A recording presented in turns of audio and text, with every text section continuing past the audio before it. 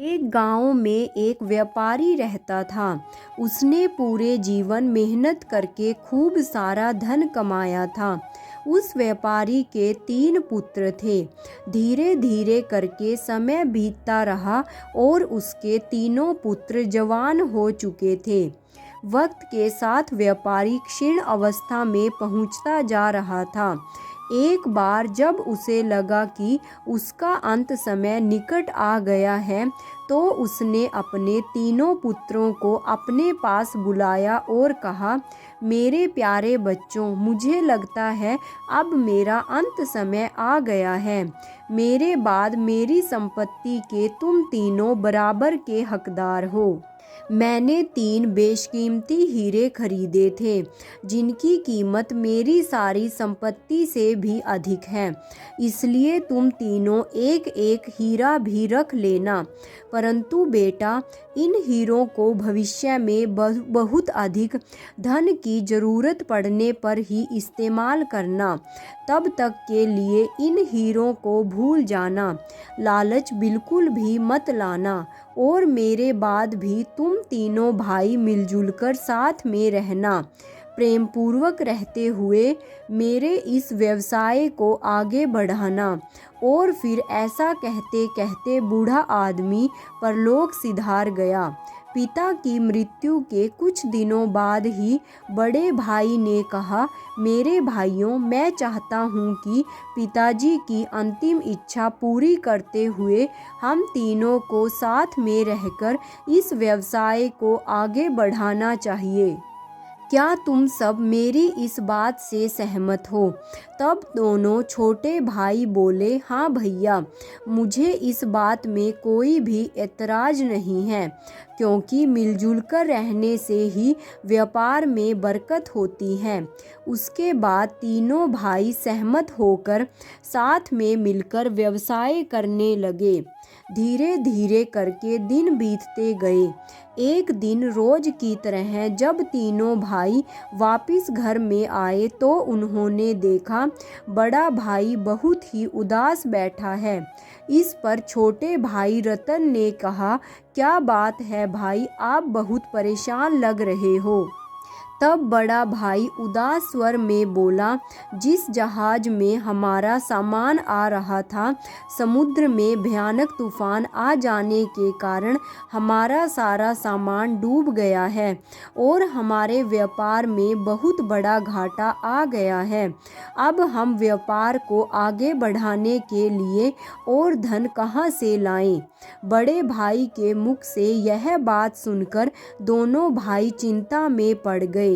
कुछ देर बाद दोनों छोटे भाई बोले, हाँ याद आया, हमारे पास वो 3 हीरे तो रखे हुए हैं, इसी बुरे समय के लिए ही तो हैं। क्यों न हम उनमें से एक हीरा बेच दें और इस तरीके से हम अपने व्यापार को फिर से आगे बढ़ा सकते हैं। तब बड़ा भाई बोला, हाँ यह बात भी ठीक रहेगी, मैं अभी 3 हीरे लेकर आता हूँ। इतना कहकर वह तिजोरी खोलकर हीरे का डिब्बा ले आया, मगर जैसे ही उसने हीरे का डिब्बा खोला, वह आश्चर्य में पड़ गया। उस डिब्बे में तो सिर्फ 2 ही हीरे रखे थे। अब तो उसकी समझ में नहीं आ रहा था आखिर तीसरा हीरा कहाँ गया। तब बड़ा भाई चेतन बोला, इस हीरे के बारे में हम तीनों के अतिरिक्त और कोई नहीं जानता था। हमारे घर में हम तीनों के अलावा और कोई नौकर चाकर भी नहीं है। इसका मतलब तीसरा हीरा हम तीनों में से ही किसी एक ने चुराया है, और जब तक हीरे का पता नहीं चल जाएगा, तब तक हम सबके मन में शंका बनी ही रहेगी, और इस तरह तो एक दूसरे पर से विश्वास ही उठ जाएगा। इसलिए मैंने यह निश्चय किया है कि जिस किसी ने भी हीरा उठाया हो, वह बिना किसी को बताए चुपचाप वह तीसरा हीरा लाकर इसी संदूक में रख दे। इस तरह हीरा भी वापस मिल जाएगा और हमारे मन में एक दूसरे के प्रति सम्मान भी बना रहेगा। और जिसने भी चोरी की है उसे लज्जित नहीं होना पड़ेगा। इससे हमारे बीच कभी मतभेद भी नहीं होगा। फिर सब इस उम्मीद से सो गए कि सुबह तक गुनहगार अपना हीरा वापस कर देगा, परंतु सुबह ऐसा नहीं हुआ था। जब डिब्बे को खोलकर देखा गया तो उसमें सिर्फ 2 हीरे ही थे। यह देखकर बड़े भाई चेतन ने कहा, जैसे कि हम सब जानते हैं कि गुनहगार हम तीनों में से ही कोई एक है। मगर गुनहगार ने अपना गुनाह स्वीकार नहीं किया। इसलिए इस समस्या को सुलझाने के लिए राजा के पास जाने के सिवाय और कोई चारा नहीं है। अगली सुबह न्याय की उम्मीद से तीनों भाई राज दरबार की ओर चल दिए। तीनों के मन में एक दूसरे के प्रति शंका समाई हुई थी, मगर इस शंका को उन्होंने एक दूसरे पर प्रकट नहीं किया और चुपचाप चलते रहे। राज दरबार पहुंचकर उन्होंने सारी बात राजा के सम्मुख कह सुनाई। सारी बातें सुनने के बाद राजा उग्रसेन कुछ सोचते हुए बोले, जैसा कि तुम सब आपस में सगे भाई हो और तुम्हारे तीनों के अलावा उस घर में ना तो कोई नौकर चाकर है और ना कोई तुम्हारे घर में आता जाता है, तो चोर तो तुम तीनों में से ही एक है। मगर मामला परिवार का है, इसलिए मैं इतनी जल्दी कोई भी फैसला सुनाना नहीं चाहता हूँ। मैं जांच परख करने के बाद ही कोई निर्णय कर सकूँगा। इस तरह राजा ने उन तीनों को कुछ दिन बाद आने को कहा। उनके जाने के बाद राजा ने अपने मंत्री से जब इस विषय में विचार विमर्श किया तो उन्होंने कहा, महाराज आप निश्चिंत रहिए।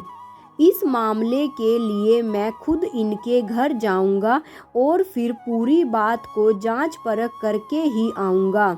अगले दिन मंत्री अमरसेन उस व्यापारी के घर जा पहुंचा। स्वयं मंत्री को देखकर पहले तीनों भाइयों को आश्चर्य हुआ, मगर बाद में उन्होंने मंत्री की खूब खातिरदारी की। भोजन समाप्त करने के बाद जब मंत्री विश्राम कर रहे थे तब उन्होंने तीनों भाइयों को बुलाया और कहा, तुम सब मेरे नज़दीक बैठो, मैं तुम्हें एक कहानी सुनाना चाहता हूँ। इस बात पर तीनों मन ही मन सोचने लगे, भला इस समय कहानी की क्या आवश्यकता है। मंत्री जी ने मेरी यहाँ समस्या तो सुलझाई नहीं है और कहानी सुना रहे हैं, परंतु वह तो राज्य के मंत्री थे, इसलिए उनकी बात का उल्लंघन भी तो नहीं किया जा सकता था। इसलिए कोई सवाल न पूछकर वह कहानी सुनने लगे। तब कहानी सुनाते हुए मंत्री ने कहा, एक समय की बात थी। श्रीधर नाम का एक राजा था जिसकी एक पुत्री नैना थी, जिसका विवाह कुछ समय उपरांत ही होना निश्चित था। राजकुमारी को जब अपने विवाह की बात पता चली तो वह अपने गुरु के पास गई और बोली, गुरुवर प्रणाम। इतने वर्षों तक मैंने आपसे शिक्षा दीक्षा ग्रहण की है, इसलिए मैं आपका आभार व्यक्त करने के लिए कुछ वस्त्र व धन लाई हूँ। मेरे तरफ से यह छोटी सी भेंट गुरु दक्षिणा के रूप में स्वीकार कीजिए। तब गुरुवर बोले, मैं इन सब वस्तुओं को नहीं ले सकता हूँ, भला एक सन्यासी के लिए धन का क्या मोह है। तब राजकुमारी आग्रह करते हुए बोली, नहीं, मैंने आपसे ज्ञान अर्जित किया है, इसलिए मैं गुरु दक्षिणा अवश्य देना चाहती हूँ और चाहती हूँ मेरे आने वाले समय के लिए आप मुझे आशीर्वाद दीजिए। तब गुरुवर बोले, ठीक है, अगर तुम गुरु दक्षिणा ही देना चाहती हो तो मेरी एक इच्छा पूर्ण कर दो। इस पर राजकुमारी बोली, गुरुवर की इच्छा पूर्ण करना तो मेरा कर्तव्य है। मैं आपकी इच्छा अवश्य पूरी करूंगी। कृपया करके आप अपनी इच्छा तो बताइए। तो सुनो पुत्री, मैं चाहता हूँ विवाह के उपरांत तुम अपने सारे गहने पहनकर सज धज कर अकेले ही मेरे समक्ष आओ। गुरुवर की इस विचित्र इच्छा को सुनकर राजकुमारी नैना कुछ उलझन में पड़ गई, परंतु बात वचन और गुरु दक्षिणा की थी, इसलिए वो सहमत हो गई और इसके कुछ माह बाद ही राजकुमारी नैना का विवाह विजयगढ़ के राजा विजयसेन के साथ हो गया। विवाह के बाद राजकुमारी नैना ने सारी बात राजा विजयसेन को बताई। सारी बात सुनकर राजा ने कहा, गुरु तो भगवान का रूप होता है। यदि उन्होंने यह इच्छा व्यक्त की है तो अवश्य ही इसके पीछे कोई कारण होगा। अतः तुम शंका रहित होकर अपने वचन को पूरा करो। राजा से आज्ञा लेने के बाद नैना ने सारे गहनों को पहना और सज धज कर रात्रि के समय ही गुरुवर के आश्रम की ओर चल दी। महल से निकलकर रानी नैना जब जंगल की ओर चली तो एक चोर की नज़र उन पर पड़ी। चोर ने जब अकेली स्त्री को इस तरह गहनों से सजे धजे देखा तो वो उसके सामने आ खड़ा हुआ। तब रानी नैना ने चोर से कहा, देखिए, इस समय मैं अपने गुरु का वचन पूरा करने जा रही हूँ। यदि इन आभूषणों को मैं तुम्हें दे दूंगी तो मेरा वचन अधूरा रह जाएगा। मैं तुम्हें वचन देती हूँ कि वापस आने के बाद मैं तुम्हें सारे गहने तुम्हें सौंप दूंगी। उसके बाद रानी नैना गुरु के आश्रम पर जा पहुँची। तब गुरु ने नैना से कहा, बहुत अच्छे नैना, मुझे इस बात की खुशी है कि तुमने अपना वचन पूरा किया। मैंने तुम्हारी परीक्षा लेने के लिए ही ऐसा कहा था। तुमने वह परीक्षा पूरी कर दी, क्योंकि इस समय रात्रि में आना खतरनाक था, परंतु तुम बहुत ही विश्वासी हो। एक रानी के अंदर विश्वास और बहादुरी की बहुत अधिक आवश्यकता होती है, क्योंकि राज्य का कर्तव्य पालन करना राजा का नहीं वरन रानी का भी दायित्व होता है, और राजकुमारी से रानी बनने के सफ़र में इन सब गुणों की बहुत अधिक आवश्यकता होती है। तुम मेरी इस अंतिम परीक्षा में भी उत्तीर्ण हो जाओ। मेरा आशीर्वाद तुम्हारे साथ है। गुरुवर से विदा लेने के बाद वह वापस जंगल में उसी जगह आई जहाँ पर वह चोर मिला था। चोर के पास पहुंचकर रानी नैना ने अपने सारे आभूषण उतारे और चोर को देते हुए कहा, लो, मैं अपने वचन का पालन कर रही हूँ। यह सब देखकर चोर को अपने ऊपर बहुत ही ग्लानि हुई। यह स्त्री कितनी नेकदिल और बहादुर है। वह चाहती तो अपने वचन से मुकर भी सकती थी, परंतु उसने ऐसा नहीं किया। चोर को अब बहुत अधिक पश्चाताप हो रहा था, इसलिए वह उसके चरणों में गिरता हुआ बोला, बहन, मुझे माफ़ कर दो। मैं तुम्हारे ये सारे आभूषण नहीं ले सकता हूँ। मुझे अपने ऊपर ग्लानि हो रही है। मैं चोरी करना छोड़ रहा हूँ। साथ ही कल दरबार में आकर खुद का आत्मसमर्पण भी कर दूंगा। पूरी कहानी सुनाने के बाद मंत्री ने उन तीनों भाइयों से कहा, मेरी इस कहानी में वैसे तो सभी अच्छे पात्र हैं, परंतु तुम तीनों बताओ, इन सब में सबसे अच्छा पात्र कौन था?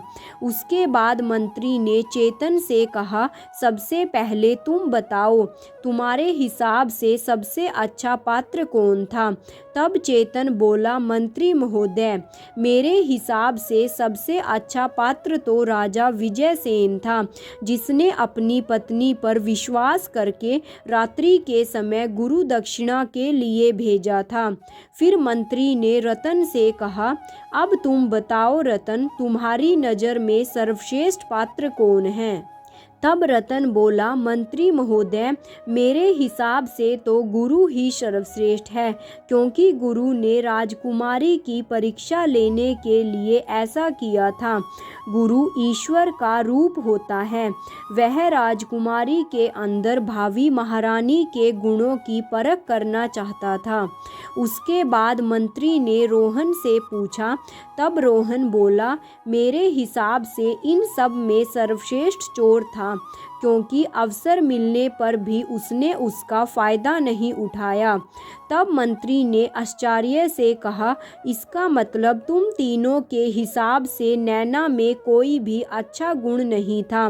किसी ने भी उसे सर्वश्रेष्ठ पात्र के रूप में नहीं बताया, जबकि उसके अंदर भी सर्वश्रेष्ठ गुण थे। अपनी बात समाप्त करने के बाद मंत्री राजमहल में वापस आ गया। राजमहल में जब महाराज ने मंत्री से पूछा, मंत्री जी, आप इस मामले की जांच परख कर पाए? तब मंत्री ने कहा, जी महाराज, इसमें कोई भी संदेह नहीं है कि चोर सबसे छोटा भाई रोहन ही है। तब राजा आश्चर्यचकित होकर बोले, तुम यह बात कैसे कह सकते हो? तब मंत्री ने सारी बात बताई और कहा, महाराज, मैंने उन तीनों को कहानी सुनाकर प्रश्न किया था। तब बड़े भाई ने गुरु को सर्वश्रेष्ठ बताया और मंझले भाई ने राजा विनय सेन को सर्वश्रेष्ठ बताया, जबकि सबसे छोटे भाई रोहन ने चोर को सबसे अच्छा पात्र बताया। महाराज, मेरा मानना है कि इंसान के व्यक्तित्व की छाप उसकी बातचीत में अवश्य ही पड़ती है, और वैसे भी कहानी सुनाते वक्त मेरा ध्यान उन सबके चेहरे और हाव भाव पर भी केंद्रित था।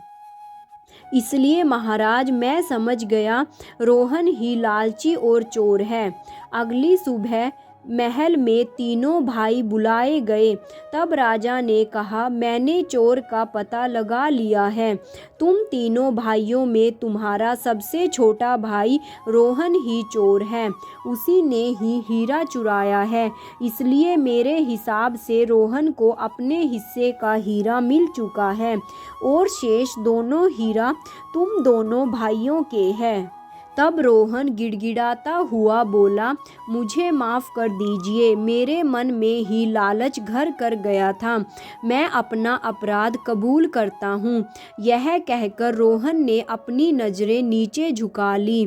फिर राजा बोले, वैसे तो मैं चोरी करने के अपराध में तुम्हें जिंदगी भर के लिए कारागृह में डाल सकता हूँ, मगर क्योंकि यह तुम्हारे परिवार का मामला है, इसलिए तुम्हें सजा देने का हक तुम्हारे दोनों भाइयों को है। राजा की बात सुनकर बड़ा भाई चेतन बोला, महाराज, बड़े भाई होने के नाते हम उसके इस अपराध को क्षमा करते हैं। वैसे भी हीरे से ज़्यादा कीमती तो हमारा विश्वास था। अगर इस चोरी का पता न लगता तो हम जीवन भर एक दूसरे पर शंका ही करते रहते, और अविश्वास का यह बीज पनपते पनपते हमारे रिश्ते को कलंकित करता रहता। इसलिए मैं न्याय की दृष्टि से आपके पास आया था। उसके बाद वह राजा का धन्यवाद करते हुए खुशी खुशी अपने घर को वापस चले गए। मेरे प्यारे दोस्तों, आपको यह कहानी कैसी लगी कमेंट बॉक्स में कमेंट करके ज़रूर बताइएगा, और मेरे चैनल को सब्सक्राइब और वीडियो को लाइक और शेयर करना मत भूलिएगा। साथ में ही नोटिफिकेशन बेल को भी ऑन कर लीजिएगा, ताकि आगे आने वाली सभी वीडियोज़ की जानकारी आप तक समय रहते पहुंच सके। Thanks for watching.